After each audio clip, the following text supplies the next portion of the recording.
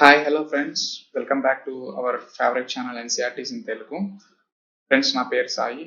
నేను ఈరోజు మీకు 8th క్లాస్ హిస్టరీ ఎన్సీఆర్టీస్లో అవర్ పాస్ 3 అనే టెక్స్ట్ బుక్ని స్టార్ట్ చేస్తున్నాను. ఆల్రెడీ మీరు ఇంతకు ముందు అప్లోడ్ చేసిన 6th and 7th class history videos చూసే ఉంటారు అనుకుంటున్నాను. సో ఈ అవర్ పాస్ 3 అనే టెక్స్ట్ బుక్ మనకి బేసికల్లీ మోడర్న్ ఇండియన్ హిస్టరీ గురించి ఎక్స్ప్లెయిన్ చేస్తుంది. Last 250 years of Indian history, అంటే బ్రిటిషర్స్ వచ్చినప్పటి నుంచి ఇండిపెండెన్స్ తర్వాత సంఘటనల వరకు మనకి ఈ టెక్స్ట్ బుక్ లో ఎక్స్ప్లెయిన్ చేస్తారు ఫ్రెండ్స్. ఓకే, నా ఇందులో కంటెంట్స్ చూసినట్లయితే మనం టోటల్ 10 చాప్టర్స్ ఉన్నాయి ఫ్రెండ్స్. ఇందులో like first chapter how, when and where నుండి స్టార్ట్ అయ్యి last 10th chapter India after independence అనే చాప్టర్ తో ఎండ్ అవుతుంది ఇది టెక్స్ట్ బుక్. సో ఈ టైటిల్స్ చూస్తే మనకి, చాప్టర్ యొక్క టైటిల్స్ చూస్తే మనకి ఏమవుతావాలంటే, ఇది మోడర్న్ ఇండియన్ హిస్టరీ, అంటే బ్రిటిషర్స్ ఇండియాలోకి ఎంటర్ అవ్వడము, వాళ్ళు రూల్ చేయడము, ఆ తర్వాత మనకి ఇండిపెండెన్స్ రావడము, ఇండిపెండెన్స్ వచ్చిన తర్వాత ఏం జరిగింది, ఇలాంటి బేసిక్ డీటెయిల్స్ అన్ని కూడా మనకి ఈ టెక్స్ట్ బుక్ లో ఇవ్వడం జరిగింది. అలాగే మన కాంపిటేటివ్ ఎగ్జామ్స్ లో ఎస్పెషల్లీ హిస్టరీలో మోడర్న్ హిస్టరీకి ఎక్కువ వెయిటేజ్ ఉంటుంది ఫ్రెండ్స్. మీరు ప్రీవియస్ ఇయర్స్ పేపర్స్ క్వశ్చన్స్ కానీ చూసినట్లయితే ఎక్కువగా మోడర్న్ హిస్టరీ నుంచి క్వశ్చన్స్ అడగడం ఛాన్స్ ఉంది. ఓకే, నా ఇప్పుడు మనం ఫస్ట్ చాప్టర్ లోకి వెళ్లే ముందు అసలు హిస్టరీ అంటే ఏంటి అనేది నేను ఒక ఫ్యూ లైన్స్ లో చెప్పాలనుకుంటున్నా friends. So what is history? History is nothing but study of past to understand the present. Simple గా చెప్పాలంటే study of past to understand the present. అంటే ప్రెసెంట్ ఉన్న సిచ్యువేషన్స్, వర్తమానాన్ని అర్థం చేసుకోవాలంటే దాని యొక్క పాస్ట్ కంపల్సరీగా మనకి తెలిసి ఉండాలి ఫ్రెండ్స్. సో ఆ పాస్ట్ ని మనకి ఇచ్చేది ఏ సబ్జెక్ట్ అంటే హిస్టరీ మాత్రమే. ఫర్ ఎగ్జాంపుల్, సొసైటీలో ఉన్న ప్రెసెంట్ సిచ్యువేషన్స్, లైక్ అంటే ఇప్పుడు మన ఆర్థిక పరిస్థితులు కానీ, సామాజిక పరిస్థితులు కానీ, అలాగే రాజకీయ పరిస్థితులు కానీ, వాటి యొక్క మూలాలన్నీ కూడా మన చరిత్రలోనే దాగి ఉంటాయి ఫ్రెండ్స్. దీనికి ఒక చిన్న ఎగ్జాంపుల్ తీసుకోవచ్చు మనం.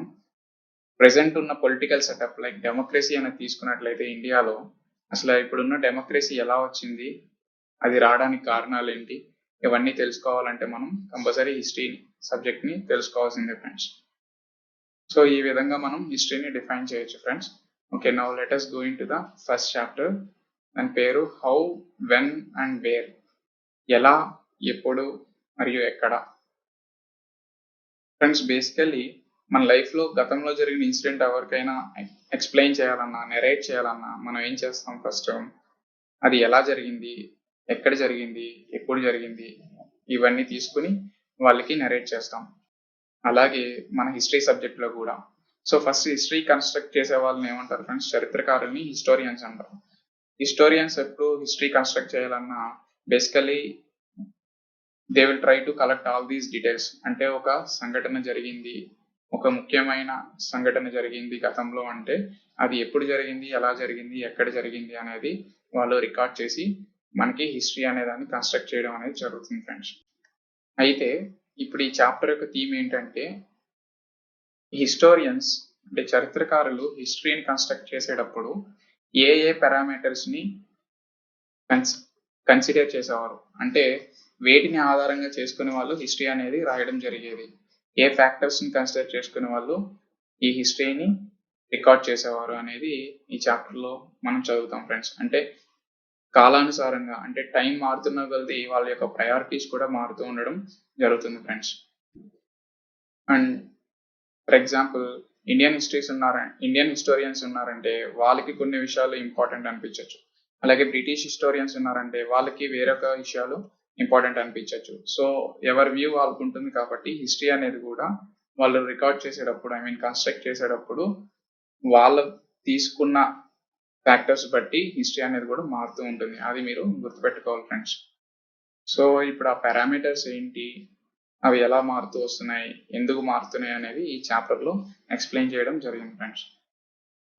సో ఇక్కడ మనకి హౌ ఇంపార్టెంట్ ఆర్ డేట్స్ అని ఫస్ట్ స్టార్ట్ చేశాడు ఫ్రెండ్స్.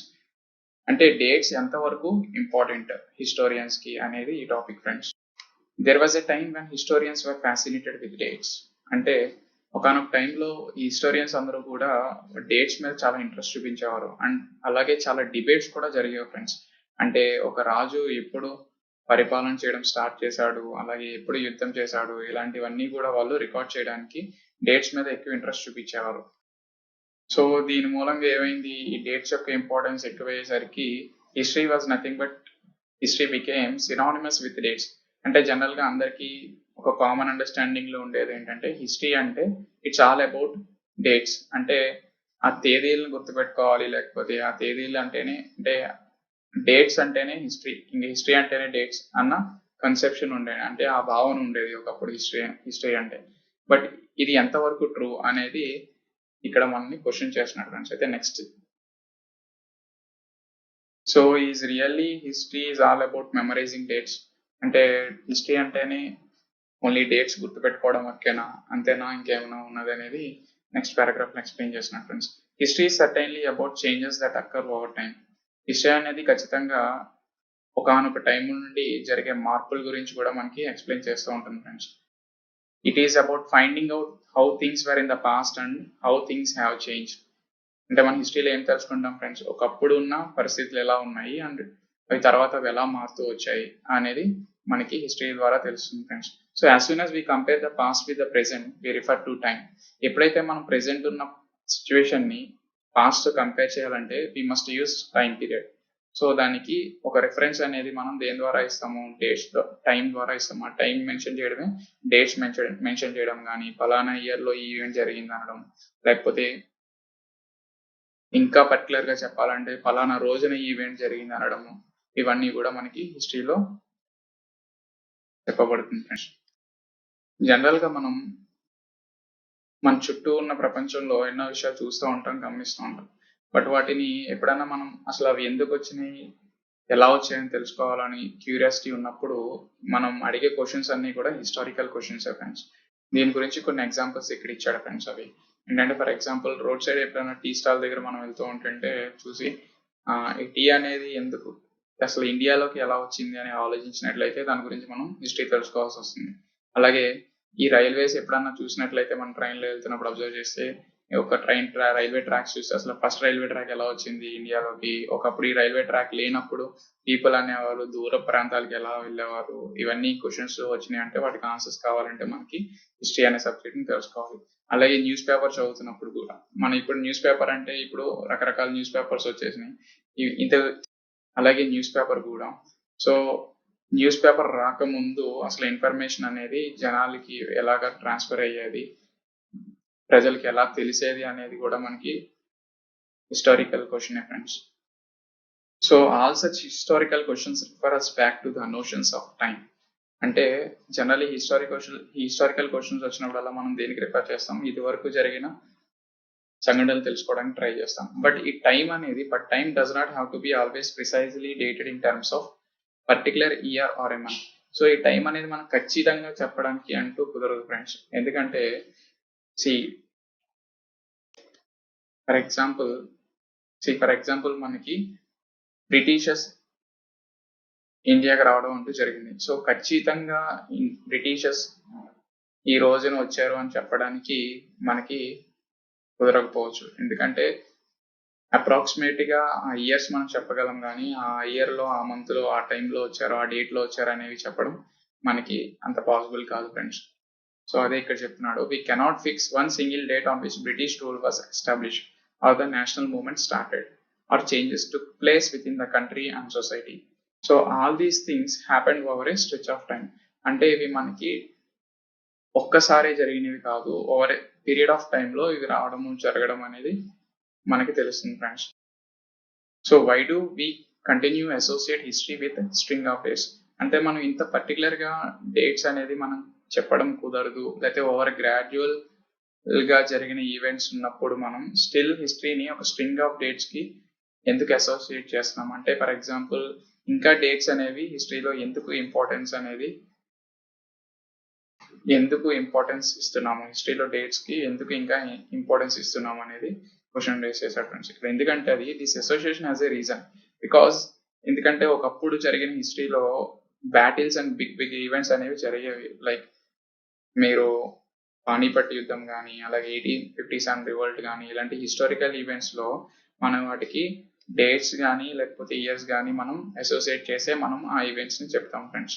అంటే మనం ఈ డేట్స్ని బట్టి అసోసియేషన్ ఆఫ్ డేట్స్ అనేది ఎందుకు జరుగుతుందంటే మనకి ఒక క్లియర్ టైం లైన్ తెలియడానికి ఉపయోగపడుతుంది ఫ్రెండ్స్ డేట్స్ గురించి. అంటే ఇప్పుడు మనం డేట్స్ యూజ్ చేయడం వల్ల ఒక టైం పీరియడ్ యూజ్ చేయడం వల్ల ఏ రాజు ఎప్పుడు వచ్చాడు, వీడి తర్వాత ఏ రాజు వచ్చాడు, ఆ తర్వాత ఆ టైం పీరియడ్లో హిస్టరీలో ఎలాంటి మార్పులు ఉండేవి, ఇవన్నీ తెలుసుకోవడానికి మనకి ఈ టైం లైన్ అనేది ఉపయోగపడుతుంది. దానికోసం మనం ఈ డేట్స్ అనేవి ఉపయోగించవచ్చు. And for some specific events, అంటే కొన్ని ఈవెంట్స్కి మాత్రం మనం specific dates can be determine. But అయినప్పటికీ కూడా in history such as these debates about dates continue to be important.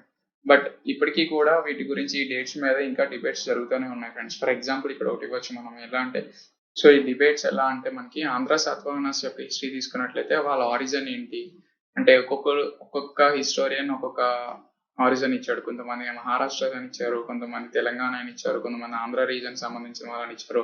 అలాగే వాళ్ళు పీరియడ్ కూడా కొంచెం అటు ఇటు వేరీ అయ్యి ఉంటుంది ఫ్రెండ్స్. సో వాటి మీద డిబేట్స్ ఇంకా హిస్టోరియన్స్ లో జరుగుతూనే ఉంది.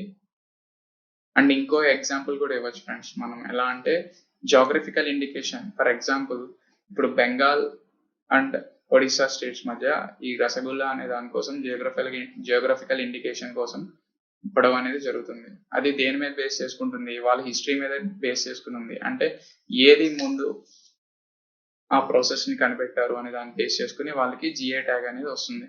సో ఈ విధంగా హిస్టరీ కన్స్ట్రక్ట్ చేసినప్పుడు ఆ క్లారిటీ అనేది క్లియర్ గా ఉంటే మనకి ఇలాంటి ప్రాబ్లమ్స్ అనేది ఉండదు. బట్ స్టిల్ ఇప్పటికీ కూడా ఈ డేట్స్ మీద మనకి ఈ డేట్స్ ఇంపార్టెన్స్ ఆఫ్ డేట్స్ అనేది హిస్టరీలో పరంగా డేట్స్ అనేవి ఇంపార్టెంటే. బట్ స్టిల్ ఇంకా డిబేటబుల్ క్వశ్చన్ అనేది ఇక్కడ మనకి ఎక్స్ప్లెయిన్ చేస్తున్నాడు ఫ్రెండ్స్. సో ఇప్పుడు ఉన్న present historians now write about a host of other issues and other questions also. అంటే apart from this dates and events యొక్క డేట్స్ ఇవన్నీ రికార్డ్ చేయడం కాకుండా ఇంకా అదర్ క్వశ్చన్స్ కూడా వీళ్ళు ఆలోచిస్తున్నారు ఫ్రెండ్స్. లైక్ ఎలా అంటే they look at how people earned there livelihood. వాళ్ళ జీవనాధారం ఎలా సంపాదించుకునేవారు అప్పట్లో, అలాగే what they produced and eight, అసలు అప్పుడు ఏమి పండించేవారు, ఏం తినేవారు, హౌ సిటీస్ డెవలప్డ్, సిటీస్ అనేవి ఎలా డెవలప్ చేశారు, మార్కెట్స్ ఎలా వచ్చాయి, ఇవన్నిటిని కూడా మనం హిస్టరీలో సమగ్రంగా చదువుకోవచ్చు ఫ్రెండ్స్. సో ఇలాంటి క్వశ్చన్స్ అండ్ ఇలాంటి అసోసియేషన్ వల్ల హిస్టరీ సబ్జెక్ట్ యొక్క స్కోప్ ఇంకా బాగా పెరుగుతుంది. నాట్ జస్ట్ అంటే హిస్టరీ అనేది ఒక బోరింగ్ సబ్జెక్టు, డేట్స్ గుర్తుపెట్టుకోవడం, ఈవెంట్స్ గుర్తుపెట్టుకోవడమే కాకుండా ఇలాంటి స్టడీ కూడా మన హిస్టరీలో హిస్టోరియన్స్ అనే వాళ్ళు కొత్త స్కోప్ తీసుకొచ్చేవారు. Okay, which dates, by what criteria do we choose a set of dates as important. So జనరల్గా ఈ డేట్స్ ఫిక్స్ చేయాలంటే మనం ఏ క్రైటీరియా తీసుకుంటాము, ఏ క్రైటీరియాని చూస్ చేసుకుంటాం అనేది వీడు క్వశ్చన్ చేస్తున్నాడు. So they become vital because we focus అనే particular set of events as important. జనరల్గా ఈ డేట్స్ అనేది మనకి ఏ ఈవెంట్ అనేది ఇంపార్టెంట్ అనే దాన్ని బట్టి మనం వాటిని రికార్డ్ చేస్తాం హిస్టరీలో. For example if our focus of study changes, అంటే మీకు కొన్ని ఈవెంట్స్ ఇంపార్టెంట్ అని అనిపించవచ్చు, నాకు కొన్ని ఈవెంట్స్ ఇంపార్టెంట్ అనిపించవచ్చు. సో మీరు హిస్టరీ రాసినప్పుడు ఒక సెట్ ఆఫ్ ఈవెంట్స్ మీరు హిస్టరీలో రికార్డ్ చేస్తారు, నాకు ఇంపార్టెంట్ అనిపించిన ఈవెంట్స్ నేను హిస్టరీలో రికార్డ్ చేస్తాం. సో దాన్ని బట్టి ఏమర్థం అవుతుంది మనకి, సో ఈ ఈవెంట్స్ యొక్క డేట్స్ యొక్క ఇంపార్టెన్స్ అనేది మన ఫోకస్ ఆఫ్ స్టడీ మీద ఆధారపడి ఉందని క్లియర్ గా తెలుస్తుంది. So if you begin to look at new issues, a new set of dates will appear significant. అదే చెప్తున్నాడు. అంటే మన ఫోకస్ మారుతున్నప్పుడు ఆ డేట్స్ యొక్క ఇంపార్టెన్స్ కూడా మారుతుంది. దీనికి ఒక ఎగ్జాంపుల్ ఇచ్చాడు. Consider an example. History is written by British historians in India. So మన బ్రిటిష్ చరిత్రకారులు మన ఇండియాలో హిస్టరీ రాసేటప్పుడు the rule of each governor general was important. వాళ్ళ ప్రకారము ప్రతి ఒక్క గవర్నర్ జనరల్ యొక్క టైం పీరియడ్, వాళ్ళు రూల్ చేసిన విధానము, వాళ్ళు రూల్ చేసినప్పుడు ఏమేమి మార్పులు తీసుకొచ్చారు, ఇవి మాత్రమే వాళ్ళకి ఇంపార్టెంట్. లైక్ అలాగే histories began with the rule of first governor general Warren Hastings. So these histories began with the rule of first governor general Warren Hasting. Friends ఇక్కడ ఇంపార్టెంట్ పాయింట్ వచ్చింది మనకి. First governor general of India ఎవరంటే Warren Hastings. అలాగే and ended with last viceroy Lord Mountbatten. So ఈ రెండు points మీరు note చేసుకోవాల్సి వస్తుంది ఫ్రెండ్స్. సో జనరల్గా వీళ్ళ హిస్టరీస్ బ్రిటిష్ హిస్టోరియన్స్ ఎప్పుడు హిస్టరీ రాసినా కూడా వీళ్ళ పాయింట్ ఆఫ్ వ్యూలోనే మనకి హిస్టరీ అనే దాన్ని ప్రెజెంట్ చేసేవారు. They never bothered about the life of Indians. So all the dates in these history books were linked to these personalities, to their activities, policies and achievements. So వీళ్ళు history రాసినప్పుడు వీళ్ళకి సంబంధించిన dates అన్ని, like వాళ్ళు ఎప్పుడు ఏ మార్పులు తీసుకొచ్చారు. For example Dalhousie ఉన్నాడు అనుకోండి, ఆయన చాలా రిఫార్మ్స్ తీసుకొచ్చాడు మన ఇండియాలో.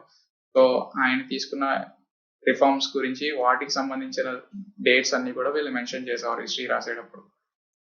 అయితే ఇలా చేయడం వల్ల ప్రాబ్లం ఏంటంటే వాళ్ళు ఎప్పుడు కూడా మన ఇండియన్స్ యొక్క లైఫ్ అంటే వాళ్ళు ఏమనుకుంటున్నారో సో దాన్ని ఎప్పుడు పరిగణలోకి తీసుకోలేదు వాళ్ళు. ఎంతసేపు వాళ్ళ హిస్టరీలో వాళ్ళని పొగడటము, లేకపోతే వాళ్ళు తీసుకున్న మెజర్స్ అన్ని కూడా అవే కరెక్ట్ అని చెప్పడము, మనల్ని డిగ్రేడ్ చేసి చూపించడము హిస్టరీలో ఇలాంటివి జరుగుతూ వచ్చాయి. సో ఇది ఎంతవరకు కరెక్ట్ అనేది మనల్ని ఇక్కడ క్వశ్చన్ చేస్తున్నాడు. Can we not write about the history of this period in a different way? దాన్ని ఇంకో విధంగా మనం రాయలేమా? Like including all the groups and classes in Indian society. So మన ఫోకస్ ఈ విధంగా మార్చుకోవచ్చు. వాళ్ళు బ్రిటిషర్స్ కాబట్టి వాళ్ళ ఫోకస్ దేని మీద ఉంది? Governor generals and their rule. వాళ్ళు ఎలాంటి రూల్ తీసుకొచ్చారు, వాళ్ళు తీసుకున్న మెజర్స్ ఏంటి, ఇలాంటి వాటి మీద ఫోకస్ చేశారు. బట్ మన ఫోకస్ అనేది groups and classes in Indian society. అంటే అప్పుడులో ఉన్న different classes in Indian society, like rich, middle and poor classes అంటే డిఫరెంట్ గ్రూప్స్, అంటే డిఫరెంట్ రిలీజియస్ ఉండేవి, వాళ్ళకి సంబంధించిన వ్యూస్ ఇవన్నీ కన్సిడర్ చేసి కూడా మనం హిస్టరీని కన్స్ట్రక్ట్ చేయొచ్చు. సో ఇక్కడ అబ్జర్వ్ చేయండి ఫ్రెండ్స్, అంటే హిస్టోరియన్స్ అనే వ్యూస్, హిస్టోరియన్స్ యొక్క ప్రయారిటీస్ ఎలా మారుతూ వస్తున్నాయి అనేది మనకి ఇక్కడ ఎక్స్ప్లెయిన్ చేస్తున్నాడు. So generally when we write history or story we divide it into chapters. So మనం జనరల్గా హిస్టరీ రాస్తున్నప్పుడు చాప్టర్స్ లో డివైడ్ చేస్తూ ఉంటాం. ఎందుకు? To give some coherence. అంటే కోహరెన్స్ ఏంటంటే పొందిక, అంటే లైక్ కంటిన్యూటీ. ఒక స్టోరీని క్లియర్ గా మనం ఎక్స్ప్లెయిన్ చేయగలగాలంటే దానికి ఒక కంటిన్యూటీ కూడా ఇంపార్టెన్స్, దానికి కంటిన్యూటీ కూడా చాలా ఇంపార్టెంట్. సో అందుకని మనం చాప్టర్స్ కింద డివైడ్ చేస్తాము. And we focus only on those events that help us to give the shape. Only మనకి మన స్టోరీకి ఏ ఈవెంట్స్ అనేవి ఇంపార్టెంట్ అనే వాటి మీద మనం కేవలం ఫోకస్ చేస్తాం. ఫర్ బ్రిటిష్ హిస్టోరియన్స్ ఉన్నారంటే వాళ్ళకి ఈ గవర్నర్ జనరల్స్ రూల్స్ యొక్క వాళ్ళ టైం పీరియడ్ లో జరిగిన మెజర్సే, వాళ్ళ టైం పీరియడ్ లో తీసుకున్న రిఫార్మ్సే వాళ్ళకి ఇంపార్టెంట్. సో వాటి మీద ఫోకస్ చేసి రాస్తారు. సో దీని వల్ల ఏమవుతుంది friends, they are neglecting the activities of Indians simply because, ఎందుకంటే వాళ్ళకి మన ఇండియన్స్ యొక్క ఒపీనియన్స్ అనేవి వాళ్ళు ఎప్పుడు కన్సిడర్ చేయట్లేదు. దీనివల్ల డిస్టార్టెడ్ హిస్టరీ అనేది మనకు వస్తుంది ఫ్రెండ్స్. అంటే బయాస్డ్ హిస్టరీ అని కూడా అనొచ్చు. బయాస్డ్ అంటే వాళ్ళకి సపోర్ట్ చేస్తూ రాస్తున్న హిస్టరీ అని చెప్పొచ్చు. Clearly we need another format for our history, and this would mean that the old dates will no longer have the significance they earlier had. So ఇక్కడ మనం బేసిక్ అవుట్లైన్ ఏంటంటే friends, historians యొక్క అంటే చరిత్రకారుల యొక్క priorities మారుతున్న కొలది మనకి history అనేది కూడా మారుతూ ఉంటుంది. అదొకటి మనం నోట్ చేసుకోవాలి. అలాగే ఇక్కడ ఫిగర్ నెంబర్ 3లో Warren Hastings became the first governor general of India in 1773. So మనకి first governor general of India ఎవరంటే వారెన్ హాస్టింగ్స్. ఎప్పుడు అంటే 1773. ఇది కూడా ఒక పొటెన్షియల్ క్వశ్చన్. ఓకే, నౌ ఇప్పుడు హౌ డు వి పీరియోడైజ్ అంటే జనరల్ గా హిస్టరీని రాసేటప్పుడు మనం ఆ టైం పీరియడ్ ఉంటుంది కదా, ఆ టైం పీరియడ్ ని ఎలా డివైడ్ చేస్తారు అనేది కూడా మనకి ఇక్కడ ఎక్స్ప్లెయిన్ చేస్తున్నాడు. అంటే ఫర్ ఎగ్జాంపుల్ ఒక్కొక్క హిస్టోరియన్ కి అగైన్ మళ్ళీ మారుతూ ఉంటుంది. దానికి ఒక ఎగ్జాంపుల్ ఏంటంటే 1817లో జేమ్స్ మిల్ అనే అతను Scottish economist and political philosopher. ఇతను ఏం చేశాడంటే ఒక 3 వాల్యూమ్స్ ఉన్న ఏ హిస్టరీ ఆఫ్ బ్రిటిష్ ఇండియా అనే ఒక 3 వాల్యూమ్స్ ని ప్రొడ్యూస్ చేశాడు ఫ్రెండ్స్. అయితే అందులో జేమ్స్ మిల్ ఎలాంటి పీరియడైజేషన్ చేశాడంటే, అంటే ఎలా హిస్టరీ మొత్తాన్ని, ఇండియన్ హిస్టరీని మొత్తాన్ని ఎలా విభజించాడంటే periods of Hindu, Muslim and British. అంటే ఇండియన్ హిస్టరీని తీసుకుని వాడు ఏం చెప్పాడంటే హిందూ రూలర్స్ పరిపాలిస్తున్నప్పుడు ఉన్న టైం పీరియడ్ అంతా కూడా హిందూ హిస్టరీ కింద, తర్వాత ముస్లిం రూలర్స్ పరిపాలిస్తున్నప్పుడు సో ఆ పీరియడ్ ని అదొక సెకండ్ పార్ట్ కింద, అలాగే బ్రిటిషర్స్ వచ్చిన తర్వాత బ్రిటిషర్స్ కంట్రోల్లో ఉన్నప్పుడు అప్పుడున్న హిస్టరీని థర్డ్ పీరియడ్ లా చూపించి మనకి ఈ పీరియడైజేషన్ అనేది చేశాడు. పీరియడైజేషన్ అంటే basically so this periodisation came to be widely accepted. అంటే ఈ పీరియడైజేషన్ అంటే ఏం లేదు, అప్పుడున్న టైం పీరియడ్ వాడు రాస్తున్న హిస్టరీ టైం పీరియడ్ ని ఎలా డివైడ్ చేశాడు, ఇది ఏం బేస్ చేసుకుని డివైడ్ చేశాడు. ఇక్కడ మీరు చూసినట్లయితే రిలీజియన్ బేస్ చేసుకుని డివైడ్ చేశాడు ఫ్రెండ్స్. అంటే Hindu rulers, Muslim and British rulers అని చెప్పి యాక్చువల్లీ రిలీజియన్ బేస్ చేసుకుని మనకి డివైడ్ చేశాడని చెప్పొచ్చు. సో ఇక్కడ మళ్ళీ అడుగుతున్నాను నెక్స్ట్ మళ్ళీ, సో అసలు జనరల్ గా పీరియడైజేషన్ అనేది ఎందుకు జరుగుతుంది? To capture the characteristics of a time and it's central features. General గా ఇప్పుడు హిందూ పీరియడ్ అనేది ఎలా చెప్తున్నాను, మనకి హిందూ రూలర్స్ అందరూ కూడా రూల్ చేస్తున్న టైంలో కొన్ని సర్టైన్ సెంట్రల్ ఫీచర్స్ ఉంటాయి అండ్ అలాగే ఒక క్యారెక్టరిస్టిక్స్ ఆఫ్ టైం కూడా ఉంటాయి. అంటే ఏంటంటే ఆ టైంలో ఒక పర్టికులర్ కామన్ క్యారెక్టరిస్టిక్స్ ఉంటాయి. అలాగే ముస్లిం రూలర్స్ ఉన్నప్పుడు వాళ్ళు రూల్ చేస్తున్నప్పుడు వాళ్ళకి కొన్ని సర్టైన్ సెంట్రల్ ఫీచర్స్ ఉంటాయి. వాళ్ళు ఉన్నప్పుడు వాళ్ళ ఆర్ట్ అండ్ ఆర్కిటెక్చర్ కానీ, అలాగే వాళ్ళు తీసుకున్న అడ్మినిస్ట్రేటివ్ మెజర్స్ కానీ, అలాగే వాళ్ళు తీసుకున్న రెవెన్యూ మెజర్స్ కానీ, ఇవన్నీ కూడా వాళ్ళకి కొన్ని సెంట్రల్ ఫీచర్స్ ఉంటాయి. అలాగే హిందూ రూలర్స్ ఉన్నప్పుడు కూడా కొన్ని సెంట్రల్ అండ్ కామన్ ఫీచర్స్ ఉంటాయి కాబట్టి వాటి బట్టి డివైడ్ చేశాడని మనకి తెలుస్తుంది. సో మనకి హిస్టరీని కన్స్ట్రక్ట్ చేసేటప్పుడు ఈ ఫ్యాక్టర్స్ అంటే ఏ టర్మ్స్ బేస్ చేసుకుని వాడు పీరియడైజ్ చేస్తున్నాడు అనేది కూడా మన యొక్క ఐడియాస్ మీద డిపెండ్ అయి ఉంటుంది. అంటే ఒక్కొక్క హిస్టోరియన్ కి ఒక్కొక్కలా ఉండొచ్చు. And one more thing, Mill thought that all Asian societies were at lower level of civilization than Europe. అంటే జనరల్ గా మిల్ ఏం భావించేవాడు అంటే, మిల్ అనేవాడు ఈ అన్ని ఏషియన్ సొసైటీస్ అన్ని కూడా, ఏషియన్ కంట్రీస్ అన్ని కూడా అక్కడ సివిలైజేషన్ అనేది యూరోపియన్స్ కన్నా చాలా తక్కువ, అంటే నాగరికత అనేది యూరోపియన్స్ తో పోల్చుకుంటే చాలా తక్కువగా ఉంది. అందుకని బ్రిటిష్ అనే వాళ్ళు కంపల్సరీ ఇండియాకి సపోర్ట్ చేయాలంటే ఇండియన్స్ లో ఒక హ్యాపీనెస్ అండ్ ప్రోగ్రెస్ అనేది ఉండాలంటే ఖచ్చితంగా బ్రిటిష్ గవర్నమెంట్ యొక్క సపోర్ట్ ఉండాలని చెప్పి సజెస్ట్ చేసేవాడు ఫ్రెండ్స్. ఇంకా ఏమని భావించేవాడు తన హిస్టరీ రాసినప్పుడు,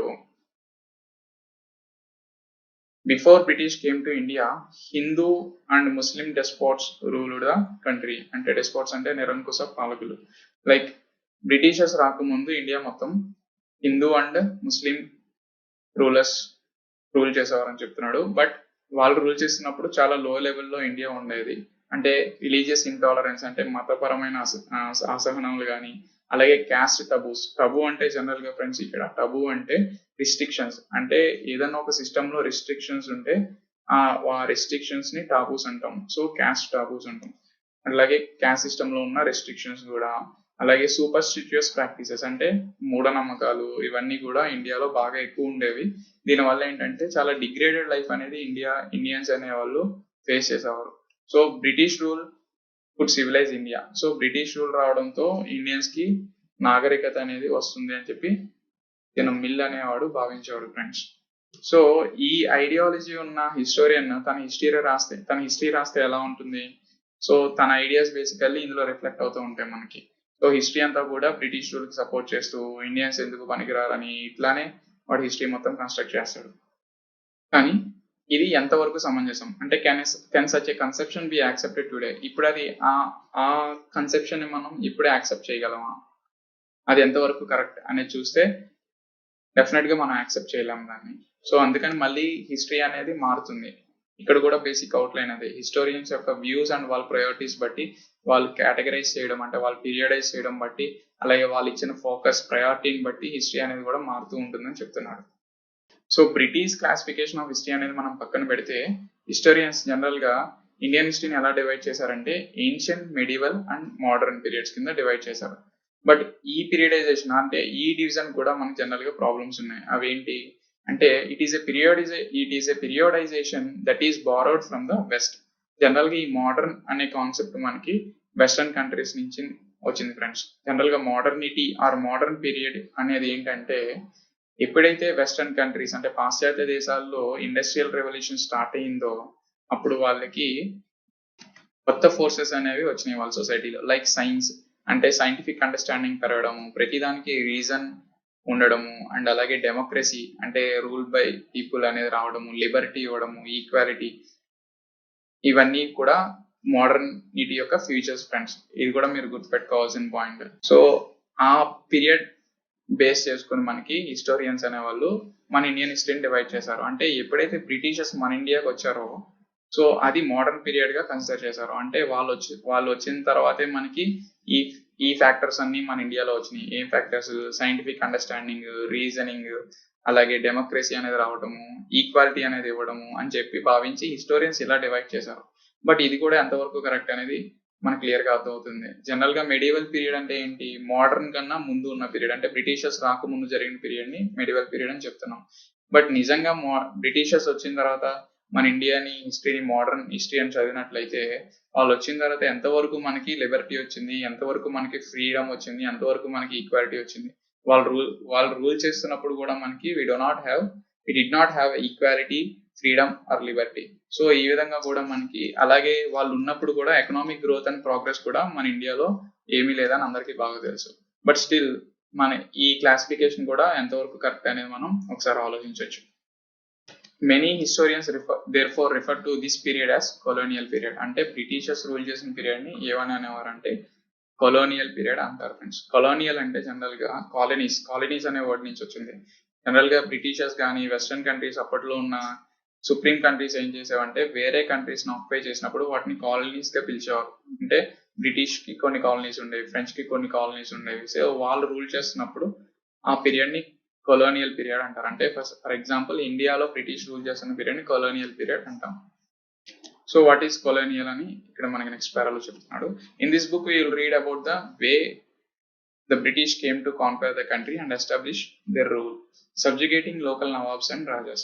అంటే మనం ఈ బుక్ లో మేజర్ గా ఏం తెలుసుకుంటాం? మోడర్న్ హిస్టరీ తెలుసుకుంటాం అని చెప్పాం. అంటే ఏం లేదు, బ్రిటిష్ ఇండియాకి ఎలా వచ్చారు, వాళ్ళు ఎలా కాన్క్వైర్ చేశారు, వాళ్ళ రూల్ ని ఎలా ఎస్టాబ్లిష్ చేసుకున్నారు, తర్వాత అలాగే వాళ్ళ ఎకానమీని ఎలా కంట్రోల్ చేసుకున్నారు, సొసైటీలో ఏం చేంజెస్ తీసుకొచ్చారు, రెవెన్యూ ఎలా కలెక్ట్ చేశారు, తర్వాత క్రాప్స్ ఎలా పండించేవారు, దేన్ని సపోర్ట్ చేసేవారు, ఏ అగ్రికల్చర్ ని సపోర్ట్ చేసేవారు, ఇవన్నీ ఫ్యాక్టర్స్ కూడా మనం ఈ టెక్స్ట్ బుక్ లో తెలుసుకుంటాం ఫ్రెండ్స్. అయితే మీరు ఇక్కడ గమనించాల్సింది ఏమిటంటే after the advent of British, అంటే బ్రిటిషర్స్ వచ్చిన తర్వాత మన యొక్క వాల్యూస్ అండ్ మన యొక్క కస్టమ్స్ లో, మన యొక్క టేస్ట్ లో చాలా డిఫరెన్స్ వచ్చినాయి. ఈవెన్ నౌ ఇప్పటికి కూడా వెస్టర్న్ ఇన్ఫ్లుయెన్స్ అనేది ఉండడం వల్ల ఇప్పటికి కూడా మనకున్న చాలా టేస్ట్ ప్రిఫరెన్సెస్ కానీ ప్రాక్టీసెస్ కూడా కానీ చాలా వరకు మారిపోయినాయి. సో ఈ చేంజ్ ఏదైతే వచ్చిందో దీన్ని కొలోనైజేషన్ అంటాం ఫ్రెండ్స్. అంటే when the subjugation of one country by the another country leads to these kinds of political, economic, social and cultural changes, we refer to this process as colonization. So ఇది కూడా ఒక important term. ఏంటి కొలోనైజేషన్ అంటే ఎప్పుడైతే ఒక దేశము ఇంకొక దేశం దగ్గర లొంగిపోయినప్పుడు ఆ సుప్రీం నేషన్ అంటే ఆ సుప్రీం కంట్రీ యొక్క ప్రాక్టీసెస్ కానీ ఇలాంటివన్నీ కూడా ప్రెసెంట్ ఉన్న కంట్రీలో ఇన్ఫ్లుయెన్స్ చేసినప్పుడు డిఫరెంట్ చేంజెస్ వస్తున్నాయి. అవి పొలిటికల్ గా రావచ్చు, ఎకనామిక్ గా రావచ్చు, సోషల్ గా రావచ్చు, కల్చరల్ సాంస్కృతిక పరంగా రావచ్చు. సో ఈ చేంజెస్ అన్నట్లని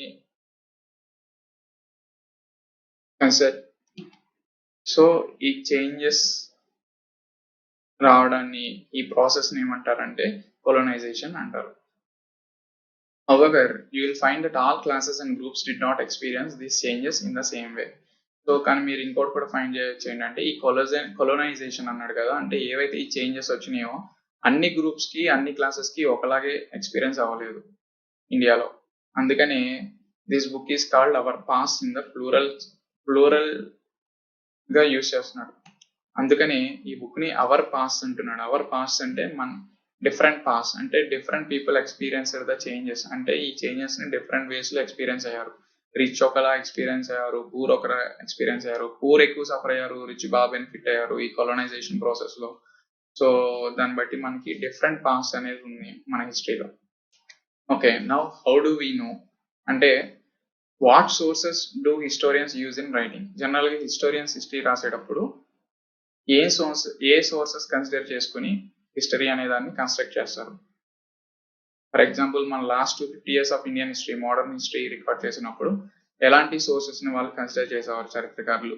ఫర్ ఎగ్జాంపుల్ చూస్తే దాంట్లో ఇవి important points friends.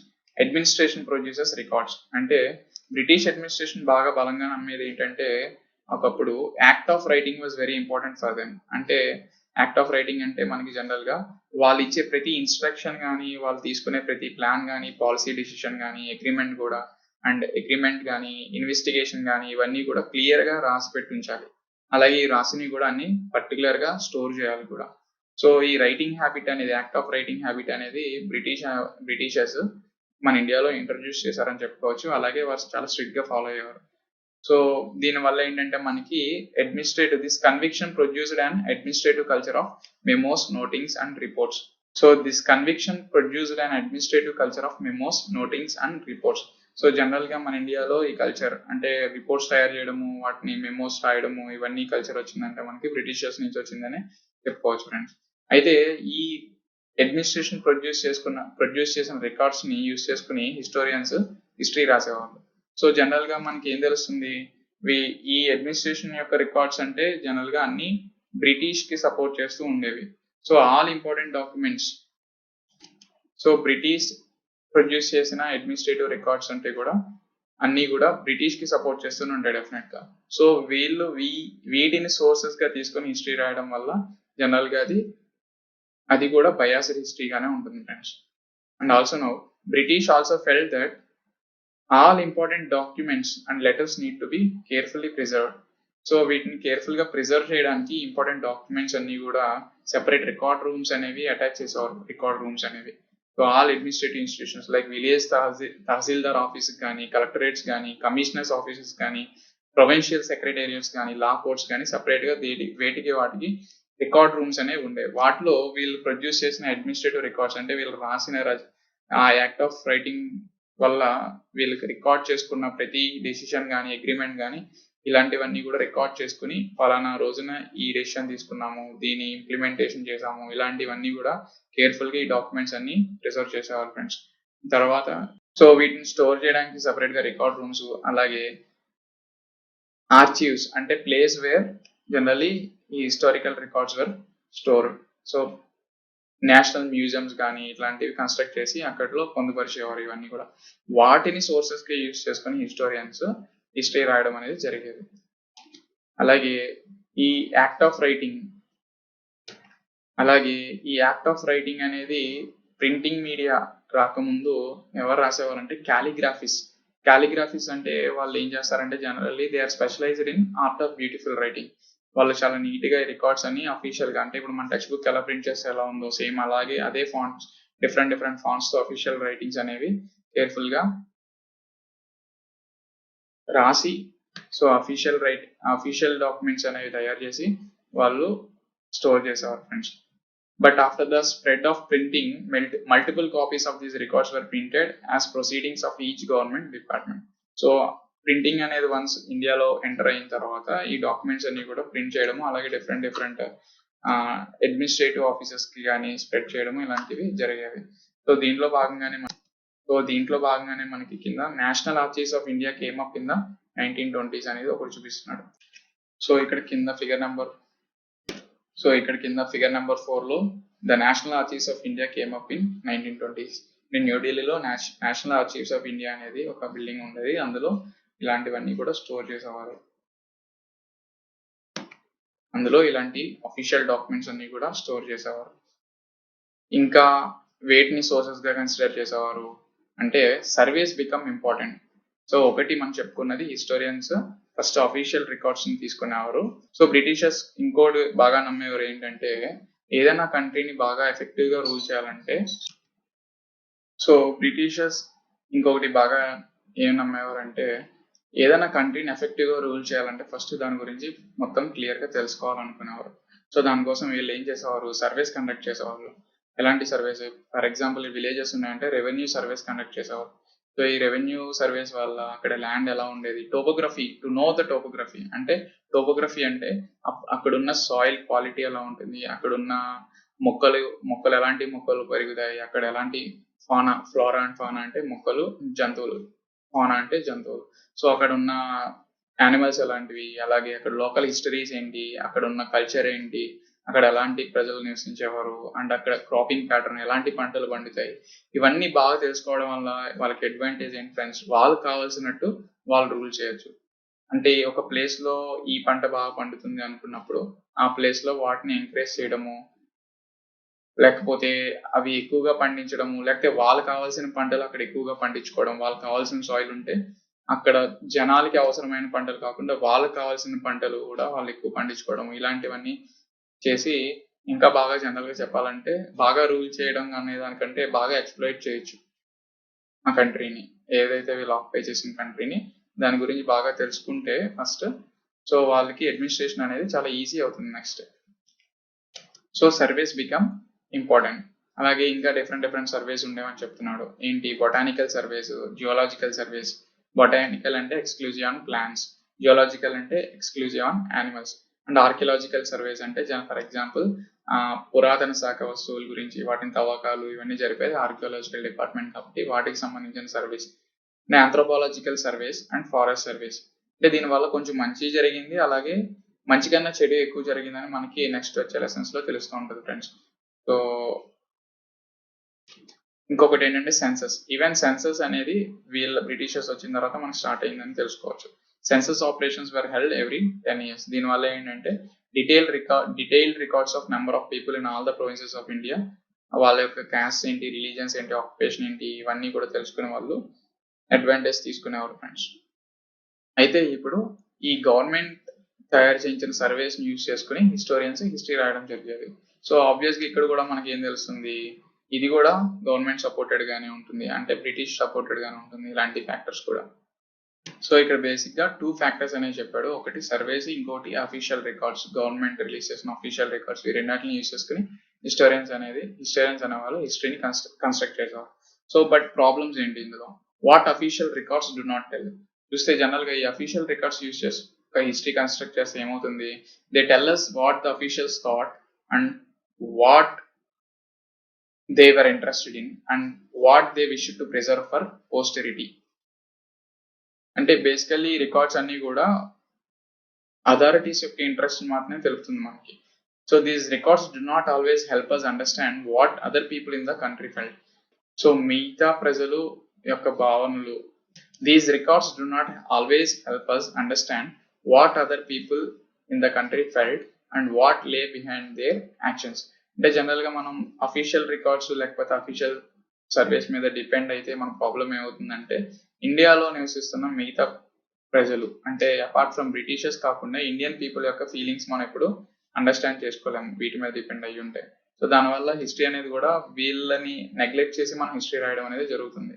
For example ఇక్కడ పైన చూసినట్లయితే మనకి రెబల్స్ ఆఫ్ 1857 అని చెప్పి ఒక పిక్చర్ ఇచ్చాడు.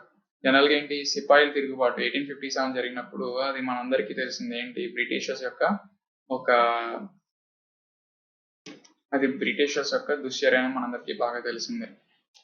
కాకపోతే వీళ్ళు ఎలా రిప్రజెంట్ చేసేవారు, మ్యూటీనియస్ సిపాయిస్ షేర్ ద లూట్ అనే పేరుతో ఈ పిక్చర్ రిప్రజెంట్ చేశారు. ఇక్కడ ఏంటంటే బ్రిటిషర్స్ అమాయకులు అన్నట్టు మన సిపాయిస్ అందరూ కూడా చాలా బ్రూటల్ గా ఉన్నారు, అలాగే వచ్చిన సొమ్మునంతా పంచుకుంటున్నట్టు ఇలా ప్రెజెంట్ చేసి ఇండియన్ పీపుల్ ని డౌన్ గ్రేడెడ్ గా చూపించేవారు.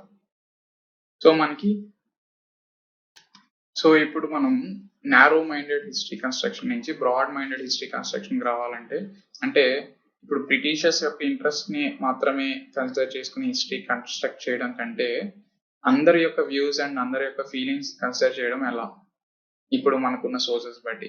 జనరల్ గా అయితే ఈ official records and official surveys నుంచి మనం అది గ్యాదర్ చేయలేకపోతున్నాం. But we have many sources, మనకి ఇంకా డిఫరెంట్ సోర్సెస్ ఉన్నాయి. అవి ఏంటి, we have diaries of people, accounts of pilgrims and travellers, autobiographies of important personalities and popular booklets. General గా అప్పట్లో స్వీయ చరిత్రలు ఎక్కువ రాయడం జరిగేది ఇంపార్టెంట్ పర్సనాలిటీస్. అలాగే అప్పట్లో ఉన్న పిలిగ్రిమ్స్ అయితే డిఫరెంట్ కంట్రీస్ నుంచి, ఫారెన్ కంట్రీస్ నుంచి మన దగ్గరికి పిలిగ్రిమ్స్ రావడం కానీ, అంటే ట్రావెలర్స్ కానీ, అంటే డిఫరెంట్ కంట్రీస్ నుంచి మనకి ట్రావెలర్స్ గా రావడం. ఫర్ ఎగ్జాంపుల్ హ్యూయన్ సాంగ్ ఒకడు, ఫాహెన్ ఒకడు, ఇలాంటి వాళ్ళు వచ్చి బుక్స్ రాయడం కానీ. అలాగే నెక్స్ట్ ప్రింటింగ్ స్ప్రెడ్ అయ్యింది తర్వాత, అంటే అలాగే ప్రింట్ మీడియా వచ్చిన తర్వాత న్యూస్ పేపర్స్ కానీ, అలాగే లోకల్ లీడర్స్ అండ్ రిఫార్మర్స్, సంఘ సంస్కర్తలు అప్పట్లో రాసిన బుక్స్ కానీ, వీటిని బట్టి వాళ్ళ యొక్క ఐడియాస్, వాళ్ళ యొక్క ఫీలింగ్స్ ఇవన్నీ కూడా, అలాగే పోయిట్స్ అండ్ నోవెలిస్ట్, రచయితలు, కవులు, వీళ్ళు రాసినట్టు ఒక రచనలు బట్టి మనకి వాళ్ళ యొక్క ఫీలింగ్స్, వాళ్ళ ఎలాంటి ప్రాబ్లమ్స్ ఫేస్ చేస్తున్నారు, ఇవన్నీ కూడా మనకి సోర్సెస్ గా యూజ్ అవుతుంది హిస్టరీ రాయడానికి. బట్ ఇందులో కూడా ఒక ప్రాబ్లం ఉంది ఫ్రెండ్స్. ఏంటది, all these sources however were produced by those who were literate. అంటే జనరల్ గా ఈ ఇవేవైతే బుక్స్ రాస్తున్నారు, ఆటోబయోగ్రఫీస్ రాసుకున్న వాళ్ళు, అలాగే ట్రావెలర్స్ కానీ, అలాగే ఆ ఈ లోకల్ లీడర్స్ అండ్ రిఫార్మర్స్ కానీ వీళ్ళంతా బాగా లిటరేట్స్, అంటే చదువుకున్న వాళ్ళు. సో వీళ్ళ వ్యూస్ అన్ని కూడా ఎక్కువ ఫోకస్ దేని మీద ఉంటుంది జనరల్ గా చూస్తే, they cannot understand the feelings of poor. So దీన్ని బట్టి మనకి ఏమవుతుంది, they will be not able to understand how history was experienced and lived by the tribals and peasants, for example. So all these sources, however, were produced by those who were literate. కానీ ఈ different sources అంటే different local leaders కానీ, reformers కానీ, autobiographies నుంచి కానీ, లేకపోతే travellers రాసిన books నుంచి కానీ వచ్చిన హిస్టరీతో కూడా మనకి ఒక ప్రాబ్లం ఉంది. అదేంటి, అది రాసిన వాళ్ళు అందరూ కూడా మోస్ట్లీ లిటరేట్ పీపుల్, అంటే బాగా చదువుకున్న వాళ్ళే. కాకపోతే వాళ్ళు ఎంతవరకు ఈ ట్రైబల్స్ అండ్ పీజన్స్ కానీ, వర్కర్స్ ఇన్ మైన్స్ కానీ, లేకపోతే పూర్ పీపుల్ ఆన్ స్ట్రీట్స్, వీళ్ళ వీళ్ళ యొక్క అండర్స్టాండింగ్, అంటే వీళ్ళ యొక్క ఫీలింగ్స్ ఎంతవరకు అండర్స్టాండ్ చేసుకోగలరు, అంటే ఎంతవరకు వాళ్ళు అర్థం చేసుకొని వాళ్ళ హిస్టరీని కరెక్ట్ గా రాయాలనేది కూడా ఒక క్వశ్చన్ గానే మిగులుతుంది friends. Yet this can be done if you make a little bit of effort. When you read this book you will see how this can be done. అంటే మనం ఈ బుక్ ని బాగా క్లియర్ గా చదివితే మనకేమర్థం అవుతుందంటే, ఒక బ్రాడ్ వ్యూ ఆఫ్ హిస్టరీ, అంటే జనరల్ గా ఒక నారో మైండెడ్ హిస్టరీ కాకుండా వీళ్ళందరినీ, అన్ని గ్రూప్స్ ని, అలాగే అన్ని సెక్షన్స్ ఆఫ్ పీపుల్ ని మనం ఇంక్లూడ్ చేసి వాళ్ళ హిస్టరీని ఎలా ఎక్స్పీరియన్స్ చేశారు, వాళ్ళు ఎలాంటి ప్రాబ్లమ్స్ ఫేస్ చేశారు, లేకపోతే ఎలాంటి అడ్వాంటేజ్ తీసుకున్నారు, ఇవంతా కూడా అందరి పాయింట్ ఆఫ్ వ్యూ నుంచి మనం వాళ్ళు ఫేస్ చేసిన సిచ్యువేషన్స్ గురించి మనం ఈ బుక్ ద్వారా తెలుసుకోవచ్చు అని చెప్తున్నాడు ఫ్రెండ్స్. ఓకే, సో ఫ్రెండ్స్ ఇక్కడ మనం ఫిగర్ నెంబర్ 6 ఒకసారి చూద్దాము. అందులో ఇక్కడ ఒక ఇంపార్టెంట్ పాయింట్ ఉంది, ఏంటంటే mapping and survey operations in progress Bengal, ఈ drawing by James Prinsep in 1832. ఇక్కడ ఇంపార్టెంట్ పాయింట్ ఏంటంటే, జేమ్స్ ప్రిన్సెప్ అనే వాడి పేరు మీరు గుర్తుపెట్టుకోవాల్సి వస్తుంది. ఎందుకంటే అశోక ఇష్యూ చేసిన ఇన్స్క్రిప్షన్స్, అంటే అశోకుడు జారీ చేసినటువంటి శాసనాలతో కానీ తను యూజ్ చేసిన బ్రహ్మి అండ్ కరోస్టి స్క్రిప్ట్ ని ఫస్ట్ టైం డీకోడ్ చేసిన హిస్టోరియన్ ఎవరంటే జేమ్స్ ప్రిన్సెప్ ఫ్రెండ్. సో ఈ విధంగా మనం ఇక్కడ నుంచి ఒక పొటెన్షియల్ క్వశ్చన్ కూడా ఎక్స్పెక్ట్ చేయొచ్చు. అంటే ఫ్యూచర్ లెసన్స్ లో మనకి ఇలాంటి ఫ్యాక్ట్స్ అండ్ బిట్స్ అనేవి మనకి ఇంకా బాగా తెలుస్తుంది. బట్ ఇక్కడ జేమ్స్ ప్రిన్సెప్ నేమ్ వచ్చింది కాబట్టి మీకు ఇన్ఫార్మ్ చేస్తున్నాను ఫ్రెండ్స్. నౌ ఫిగర్ 1 చూద్దాం ఫ్రెండ్స్. ఫిగర్ 1 లో ఏం చూపిస్తున్నాడంటే, జేమ్స్ రెనల్ అనే అతను ఫస్ట్ మ్యాప్ అనేది ప్రొడ్యూస్ చేస్తున్నాడు ఫ్రెండ్స్, మన ఇండియన్ మ్యాప్ అనేది. సో అప్పుడు రోబర్ట్ క్లైవ్ అనేవాడు బెంగాల్ ప్రావిన్స్ యొక్క గవర్నర్గా ఉండేవాడు, బ్రిటిష్ అపాయింటెడ్ గవర్నర్ ఉండేవాడు. అయితే ఫస్ట్ మనం చెప్పుకున్నాం కదా ఫ్రెండ్స్, ఈ మ్యాప్స్ ప్రొడ్యూస్ చేయడము, సర్వేస్ చేయడం, అడ్మినిస్ట్రేటివ్ కన్వీనియన్స్ కోసం వాళ్ళు ఇవన్నీ చేస్తారు. అయితే ఇక్కడ మనకి ఏం చూపిస్తున్నాడంటే పిక్చర్లో, మన బ్రాహ్మిన్స్ వెళ్ళి మనంతటికి మనమే మన శాస్త్రాస్ అవన్నీ వాళ్ళకి ప్రొడ్యూస్ చేసి మన ఇండియన్ యొక్క మ్యాప్స్ తయారు చేయమని, మనమే వాళ్ళని బ్రిటిషర్స్ని మన కంట్రీని రూల్ చేయమని అడుగుతున్నట్టు వాడు రిప్రజెంట్ చేస్తారు. సో దీన్ని చూస్తే మనకి ఏమవుతుంది, this is also narrow view of history presented by the Britishers friends. So this is the end of our first chapter friends. ఇక్కడతో మనం ఫస్ట్ చాప్టర్ కంప్లీట్ చేసుకున్నాం. అంటే మనం ఒకసారి సమ్మరైజ్ చేసుకుంటే, ఫస్ట్ చాప్టర్లో మనకి ఏం తెలిసిందంటే, హిస్టరీ అనేది, స్కోప్ ఆఫ్ హిస్టరీ అనేది జనరల్గా మనకి ఎక్స్ప్లెయిన్ చేశాడు ఫ్రెండ్స్ ఫస్ట్ చాప్టర్. ఎట్లా అంటే, హిస్టోరియన్స్ ఏ ఫ్యాక్టర్స్ని తీసుకుని హిస్టరీని అనేది కన్స్ట్రక్ట్ చేసేవారు. సో డేట్స్ అనేది ఎంతవరకు ఇంపార్టెంట్ వాళ్ళకి హిస్టోరియన్స్ కన్స్ట్రక్ట్ చేసేటప్పుడు. ఒకప్పుడు స్టార్టింగ్ ఎర్లియర్ ఏన్షియంట్ స్టేజెస్లో హిస్టరీ అనేది ఎలా ఉండేదంటే, ఈవెంట్స్ని రికార్డ్ చేయడము, ఇంపార్టెంట్ ఈవెంట్స్ రికార్డ్ చేయడమే కాకుండా ప్రెసెంట్ డే ఉన్న హిస్టరీ అన్ని సెక్షన్స్ ఆఫ్ పీపుల్ చేసుకుని అందరి వ్యూస్ని కన్సిడర్ చేయడం అనేది, అది బ్రాడ్ వ్యూ ఆఫ్ హిస్టరీ అనేది మనకి చాప్టర్ ద్వారా తెలుస్తుంది. అలాగే ఈ బ్రాడ్ వ్యూ ఆఫ్ హిస్టరీ కావాలంటే మనకి మిగతా చాప్టర్స్ కూడా కంప్లీట్ చేస్తాం. మనం broad perspective of history of modern age of India తెలుసుకోవచ్చు ఫ్రెండ్స్ మనం. సో ఒక చిన్న అనౌన్స్మెంట్ ఫ్రెండ్స్, అంటే ఆల్రెడీ మీకు ఈ పాటికే ఏ కాంపిటేటివ్ ఎగ్జామ్ ప్రిపేర్ అవ్వాలన్నా, అలాగే సబ్జెక్ట్ని చాలా ఈజీగా అర్థం చేసుకోవాలన్నా ఎన్సీఆర్టీస్ చాలా యూస్ఫుల్ అని అర్థమైంది. సో ఎన్సీఆర్టీస్ అనేవి క్లియర్గా లూసిడ్ వేలో ఎక్స్ప్లెయిన్ చేయడానికి ఎన్సీఆర్టీస్ అనే గ్రూప్ మన ఆబ్జెక్టివ్ ఫ్రెండ్స్. సో దీంట్లో భాగంగానే మనం ప్లస్ కోర్స్ అనేది ఒకటి ఆఫర్ చేస్తున్నాం. దీంట్లో 11th class NCERTs like geography and economy and constitution and ఎకనామిక్స్కి సంబంధించిన 2 టెక్స్ట్ బుక్స్ ఫ్రెండ్స్. అండ్ అలాగే పాలిటిక్స్ సంబంధించిన ఒక టెక్స్ట్ బుక్ అండ్ జియోగ్రఫీకి సంబంధించిన ఒక టెక్స్ట్ బుక్ ఉంది. And these text books are very must for our conceptual understanding friends. Text books ద్వారా మనం మరింత డెప్త్కి వెళ్ళొచ్చు. అలాగే సబ్జెక్ట్స్ని చాలా కాన్సెప్ట్స్ అనేవి చాలా ఈజీగా అర్థం చేసుకోవచ్చు.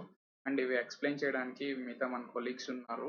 అయితే they are you need to pay ₹499 for registration and it is very minimal fees. I think మీరు అఫోర్డబుల్ ఫీజే పెట్టాము. కాబట్టి మీలో ఇంట్రెస్ట్ ఉన్న వాళ్ళకి అలాగే సబ్జెక్ట్ నేర్చుకోవాలనుకున్న వాళ్ళకి can register for this and also support us further. So finally నేను చేసిన వీడియో కానీ మీకు నచ్చినట్లయితే అలాగే నేను చెప్పింది మీకు అర్థమైంది అనుకుంటే friends please like it and if not subscribed please subscribe to our channel also.